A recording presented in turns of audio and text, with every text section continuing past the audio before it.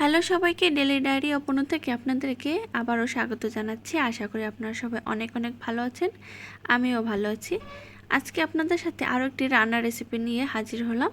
রান্নাটি হলো চিংড়ি মাছের মালাইকারি। চিংড়ি মাছের মালাইকারির জন্য আমি কিছু পরিমাণ চিংড়ি আগে থেকে লবণ, হলুদ ও সামান্য সরিষার তেল দিয়ে ম্যারিনেট করে রেখে দিয়েছিলাম। এরপর একটি কড়াইতে সাদা তেল দিয়ে মাছগুলোকে হালকা করে ভেজে তুলে নেব। চিংড়ি মাছ রান্নার ক্ষেত্রে খুব বেশি ভাজা যাবে না, তাহলে মাছগুলো শক্ত হয়ে যায় এবং খেতে ভালো লাগে না। এবার মাছগুলো তুলে নেওয়ার পরে এর মধ্যে গোটা গরম মশলা দিয়ে দেব, দারচিনি, এলাচ, তেজপাতা। মশলাগুলো যখন একটু ভাজা হয়ে যাবে তখন এর মধ্যে দিয়ে দেব পেঁয়াজ বাটা।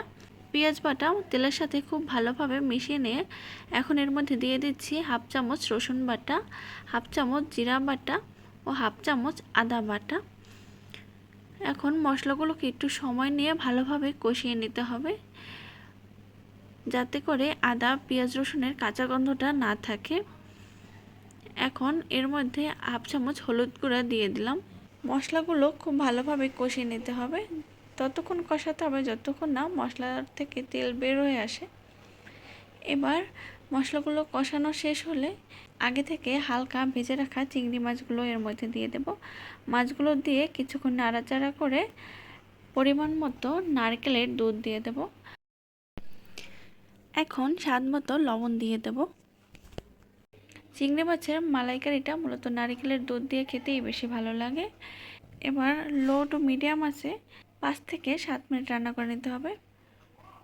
মশলাগুলো যখন গায়ে মাখা মাখা হবে তখন নামিয়ে নিতে হবে।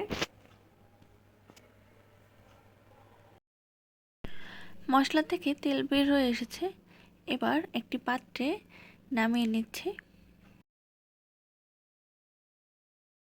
এখন গরম গরম ভাতের সাথে পরিবেশন করুন চিংড়ি মাছের মালাইকারি। আশা করি এই রান্নার ভিডিওটি আপনাদের কাছে ভালো লেগেছে। ভালো লাগলে অবশ্যই আমার পেজটিকে ফলো করে পাশে থাকবেন। ধন্যবাদ এতক্ষণ ধৈর্য ধরে ভিডিওটি দেখার জন্য। টাটা।